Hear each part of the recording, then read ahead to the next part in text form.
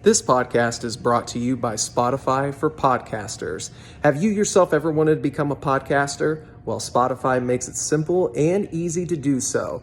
You can record, edit, and even distribute your podcast straight from their app. The best part? It is absolutely 100% free. Visit their website, podcasters.spotify.com, for more details, and download the app on your Apple or Android devices today to get started on your podcasting adventure. That's Spotify for podcasters.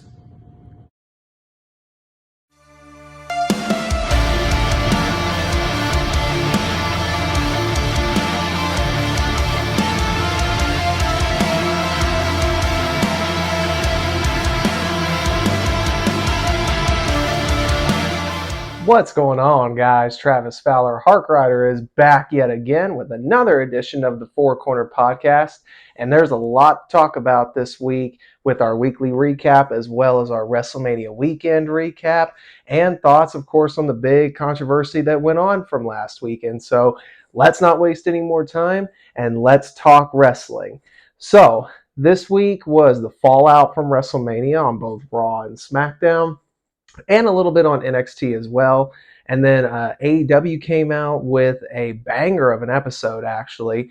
There was a few key points to talk about on that. AEW Dynamite kicked off with what was supposed to be Juice Robinson versus Ricky Starks. That led to the debut of Jay White, who is officially signed with AEW over WWE, which is not surprising considering what went on over this past week on Raw. And apparently this was something, though, that was already done weeks prior to Mania. So while it wasn't a huge shock to at least the companies involved, to us fans, we were sitting bated breath wondering who was going to show up when. Now we at least know the answer when it comes to Jay White. He is now All Elite. On AEW as well, the Blackpool Combat Club continues to wreak havoc with Daniel Bryan back in the fold as well. Them doing the screwdriver angle with Hangman Page was actually pretty interesting and a little stomach churning. But overall, that was actually really fun, if you want to call it that, when it comes to them progressing the story, where we can obviously see it's going to be the Elite versus the BCC, which is going to be pretty fun to see. Also on this week's episode, we had the tag team title match that was to determine FTR's future in AEW. They either win the belts or they leave. And as we saw at the conclusion of that matchup, we saw FTR capture their 10th tag team championship in a good matchup with the Guns. And it effectively keeps FTR with AEW, which, according to Dax Hardwood, there was never any question as to whether or not they were going to stay with AEW or go to WWE. I think there could have been some stuff they could have done cool in WWE, but overall, for their personal sake, as they said, as well as, I guess, overall, I would definitely say they made the right decision staying with AEW. So props to them. Glad FTR is sticking around to be All Elite and to see what else they do moving forward. On SmackDown, compared to Raw, much better show, which we'll talk about that disastrous Raw in a minute. But overall, SmackDown was more action, not a whole lot of promos, but the ones that we had were meaningful, and it actually shows you a little bit of where they're wanting to go with stories moving forward. So there was a lot of good stuff on SmackDown. I don't have to cover everything. Of course, again, being the fallout from Mania, there was to be a lot of interesting things to take place. Rhea Ripley did her promo, which of course led to the Judgment Day taking on the re-emerged LWO. It'll be interesting to see if the reports are true and they keep the LWO name for Legado del Fantasma. It'll be something that is a little bit of a tribute there. I also think it's kind of funny how Ray's put as, I don't know if I would call him the leader. I think I'm going to, though, for the sake of this situation. He would be the leader of the LWO, considering in the original LWO story, he was a reluctant member that was basically forced into the group by Eddie Guerrero. So it's fun to kind of see that little nod there. And now history's kind of done a 180 with Ray and the LWO, which is, again, in story is really fun. The Raw, though, I don't think I need to go into any details of what went on with Monday Night Raw. We all saw what happened. And you could tell a night and day difference between SmackDown and Raw. And I'm hoping that this past week's episode of Raw was just a one-off with Vince McMahon back at the helm as it seemed to be. Um, I don't even need to talk about it because it was just disastrous. So much promo, not enough wrestling. It didn't really feel like the Raw after Mania normally does, which was really disappointing. But, at least on one aspect, we thought we were going to have an exciting main event with Brock and Cody taking on Bloodline reps Reigns and Sikoa. We know how that ended. A beat down to Cody from Lesnar. And that shows us what we've got coming out of WrestleMania for Cody Rhodes and Brock Lesnar going against each other. So I'm interested to a certain extent how that goes, and that plays into my thoughts on what goes on with Cody moving forward as well as Roman Reigns after what happened at WrestleMania. So let's not waste any more time. Let's go ahead and talk WrestleMania. Man, it was a heck of a week. Before we actually do go into WrestleMania, the show itself, last week there was a lot of decent shows outside of WrestleMania. ROH's Supercard of Honor was actually pretty good. Fortunately didn't watch a whole lot of it. I watched some of the bigger matches, and I got to say though, from what I could hear and from what I saw, there was a lot of decent action there. Ring of Honor, I'm still on the fence about because right now the way they are merged with the AEW brand, it really doesn't give it its own distinct identity, and I really hope that's something that gets amended, which on the WWE side of things, we're going to see that take place here in a few weeks with the draft. So I hope AEW does something to that same extent with their Ring of Honor brand and separate ROH from AEW sooner rather than later. And also thoughts go out for, I believe this time it was Dante Martin who took the ladder shot that actually fell through and twisted his ankle almost the other way around. I feel for Top Flight in this so bad because Darius and Dante just can't seem to catch a break. But, when you do high spots like they do as a team, you kind of run that risk. So I hope that they are able to recover and get back as soon as possible on a healthy side of things because Top Flight's actually one of my favorite teams. No matter how I may feel about doing high spots these days or maybe not doing them as frequently, I still enjoy them so much as a team. Fast-paced, energetic, young, all of the tools are there, and I really hope they can just have a semblance of good luck come through them and really make a run in the tag division soon. I think they deserve it, so hope nothing but the best for them. The main event was a 15-year rivalry that did really good for the short of time that they had to build. It was actually a very good matchup between Claudio Castagnoli and Eddie Kingston. I think putting Eddie Kingston on the ROH brand is a good move, and I hope he continues to stay there. And we'll see how things unfold with the BCC going forward, if they're going to be more AEW or ROH, since they're on both sides of the fence right now. But only time will tell if the Ring of Honor card and brand can stand out on its own. I hope so. But we'll see where this goes. And on the NXT side of things, Stand and Deliver was actually a decent show. The non-sanctioned match with Johnny Gargano and Grayson Waller was an awesome matchup. Of course, the Carmelo Hayes Braun Breaker match was just about everything I expected it to be, and it was absolutely worth the price of admission. The five-way for the North American title was also a lot of fun. NXT is just really doing things right. Even on the Fallout for their Stand and Deliver WrestleMania weekend, they brought back Cora Jade, who is back to go after the women's title. Of course, Indy Hartwell is the women's champion in NXT now, which was an awesome surprise. Tiffany Stratton is still a good threat for that women's title. A lot of good things in the women's division. The tag team title situation is also good. I love that they've got Gallus, the three-man team, whole again with, I believe it's Joe and Mark Coffey along with Wolfgang. I enjoy Gallus so much. I loved them in NXT UK, and I'm glad they're still here. Same can be said with JD McDonough as well as Ilya Dragunov. I enjoyed them very much on the UK brand.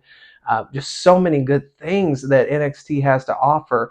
Braun going heel was an awesome surprise, and I look forward to seeing what they do with that, and eventually hope to see him on the main roster sooner rather than later as well.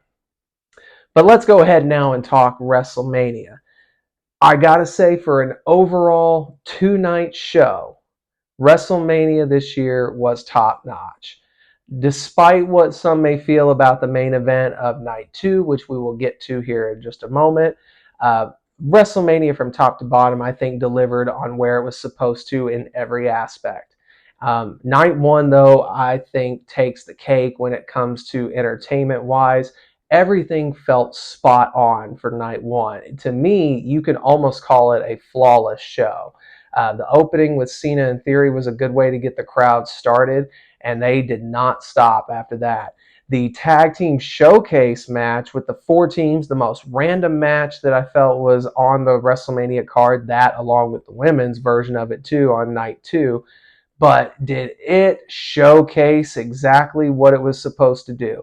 Just showing off some tag teams that ended up being a lot of fun. And I think it became a fun matchup because nobody really was excited for it or anticipated it for that matter. But it came through and delivered in a big way. Damage Control against Trish, Lita, and Becky is what it is. It served the story of what it was supposed to do. Dominic Mysterio and Rey Mysterio having a stellar story of a match. I loved the Dominic entrance. Rey came out and topped it even more with the little Snoop Dogg intro to begin was amazing. Nothing but a G thing was playing. Yeah, I had a good moment watching that. um, Man, for match of the night though, it's a hard toss. I think the three matches left remaining: Logan Paul, Seth Rollins, the two that I honestly thought could steal the show, I think did exactly what they were supposed to do for their match as well. And in my opinion, they topped whatever it was in my head. They pulled it out. Logan Paul is just a natural. Don't care if you like the guy or not. He is in freaking credible, and I am so glad that they paired him with Rollins. I think they worked very well together and put on a very entertaining match. And I'm glad that Seth picked up a much needed win, especially on the WrestleMania stage. Well deserving from Seth Rollins and Logan Paul. I hope we see more of you because this first year of you being in WWE, you put on some bangers, and I'm glad to see you in the E, entertaining in only a way that you can. But between the two, Rhea Ripley, Charlotte Flair, and the Usos, and Sami Zayn and KO, or who I called KO Zania. Um, Between the two, there was a lot of speculation as to what should go on last compared to who should get the co spot. And I believe that they fell exactly where they needed to do because the story was much more important for the tag titles, and there had never been a tag team main event outside of WrestleMania 1. So you fulfill that box, and it had a great story to build to it with the titles on the line. It hit every mark that it was supposed to. But the women's title did its job as well. And Rhea Ripley and Charlotte Flair did exactly what everybody expected them to do. If you watched their first Mania matchup, you weren't disappointed then, and you weren't going to be disappointed this time. And Rhea definitely picking up the W was much needed, and that is what should have happened. Glad it did. And now Rhea Ripley is the SmackDown Women's Champion. And KO Zania in a very emotional and great matchup to main event night one picked up the tag team titles from the Usos, knocking off members of the Bloodline. Great way to cap off night one. Night two, starting off with Brock Lesnar and Omos, ended up being a fun match. Like, as much as a lot of people didn't care for it, it still ended up delivering how it was supposed to. So I actually didn't have any issues with that. The women's showcase match, we knew what we were getting with that, and I knew the winner we were going to have for that as well. So it's kind of a meh for me, but it was what it was. Bianca Belair and Asuka, they did their thing as well. And I don't know if it necessarily lived up to the quote unquote hype, but it definitely was what it was supposed to be.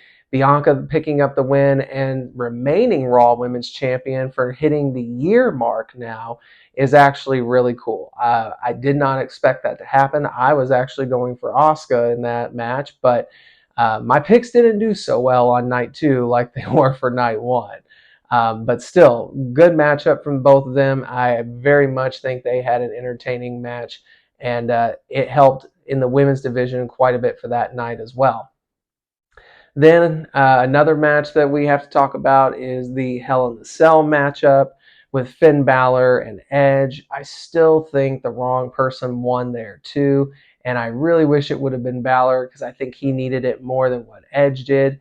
Maybe the story didn't dictate that, but it was what it was. Still a good matchup nonetheless. Finn taking that ladder shot and the cut he got from it was insane. Can't help but feel for him. And I mean, it's kind of the same with Shane O'Mac too. But Snoop Dogg saving the day on that Shane O'Mac and Miz situation definitely was a phew moment. Snoop Dogg was a real professional in that. Couldn't help but be proud to see that. A lifelong fan helping out the product in only the way he could. Yeah, I'd give you every bit of prop for that, doggy dog. Um, Honestly, though, I think my favorite match of the weekend overall, and that does include the main event for night two, whew, that triple threat intercontinental title match, Sheamus, Gunther, and Drew McIntyre. Oh my lord, those guys just beat the snot out of each other, and it was so much fun to watch. I'm so glad that it got 5 stars, and as it was noted somewhere earlier this week, Gunther has, I believe they said, five 5-star matches in WWE. It's insane. Like, what more can this guy do? I'm telling you, a lot of people feel it, and I do too. He's a future world champion. No ifs, ands, or buts about that. The main event, Cody Rhodes versus Roman Reigns. It was a great match. Really, it was. From start to finish, it was what it should have been wrestling wise because it showcased exactly what Roman has become. He is definitely turned into a top notch star, and Cody is right on par. As it would come out later, Cody had the highest top sales for merchandise over WrestleMania weekend, and it really is one of those, like, pains me to say that I enjoyed the match because it was only the ending I didn't enjoy, which has been the subject of much talk over the last week. So let's go ahead and talk about it. The ending of Roman Reigns versus Cody Rhodes saw Roman's title reign continue. Oh, I can understand why it continued. I do still see where there is value as having Roman Reigns as the champion. But at the same time, and I really think it came down to if I was a person in that room, what's the more value? Roman, I think, can go as far as he has, and I don't know if you can really do much more with Roman than what you already have. I know that there's other stories that you can tell with Roman. Obviously, you still got the bloodline to run through. You know, eventually Jay's going to turn his back, which is going to be a huge matchup for Jay and Roman. Solo's probably going to hit that same spot here soon as well. So it's not like you don't have options. But in terms of striking when the iron is hot, and I do think this iron was scorching, you could have had another top-notch star that I think is more than capable of carrying the ball that John Cena left behind. I know they've been wanting Roman to be that guy that picked up the ball, and at times it felt like he could get there, but it was a very forced situation. Cody's has not been forced, in my opinion. And it really is disappointing that they didn't actually just take a shot with it and say, I get it. He had only been really back with the company on a full time basis for about 3 months. He got injured shortly into his return last year. So I understand that you don't have a whole lot to go off of to have a good build for Mania and I guess a quote unquote story. But in my opinion, the story was still more than good enough to warrant a title change. I thought Cody's work was stellar. I thought Roman's was as well. And again, if you would have gone with Cody, you for sure would have just made a new top star, which is something that WWE is lacking at the moment. And you could have solved that problem by having Cody as champion. And if things didn't go the way you thought they would, then you could easily put Roman back in that spot. So I don't really get why they didn't just take an opportunity and go for it. But I'm not the one that's there in the writing rooms. I'm not the one that's coming up with anything like that. So do I really have much of a say? Only on a fan's mind. But I guess we'll see if this does lead to Cody and Roman next year at WrestleMania, because now, as everybody has pointed out, this is a redemption story now. He couldn't get it done at the big stage this year, but now he has to fight and claw to get back to that spot. I get it. It's the Rocky story, essentially. Rocky lost in his main event of the first one, but came back in Rocky 2 to beat Apollo Creed. So I can see that being the story, especially being in Philly. It makes a lot of sense there. And right now, we just have to let it play out, because right now, Cody Rhodes is going to be dealing with Brock Lesnar coming up. And I think that actually does have a potential to be something good. So I'm hoping it is, for Cody's sake more than anything. Brock, I know Brock will be fine. Brock is Brock. But I hope this is indeed the beginning of the roads to redemption, because Cody does deserve, in my opinion, to be a champion sooner rather than later. I wish they would have taken the chance at Mania. We didn't get that, but in my opinion, I think it's still just a matter of when, not if, Cody Rhodes becomes WWE champion. Guys, that's all I got for you this week. I hope you enjoyed this week's episode. Let me know what's been on your mind and what you thought of WrestleMania overall. And do you think Cody is going to become champion sometime soon? Shout out in those comments down below. Make sure you subscribe to our channel and enable notifications so that you're notified anytime we upload a video to this channel. And make sure you follow us on all our social media platforms: Facebook, Twitter, and Instagram. And of course, I will be back next week with another edition of the 4CP. Make sure to be on the lookout for our new interview dropping very shortly for this month. And as always, guys, have a great week and continue to love pro wrestling.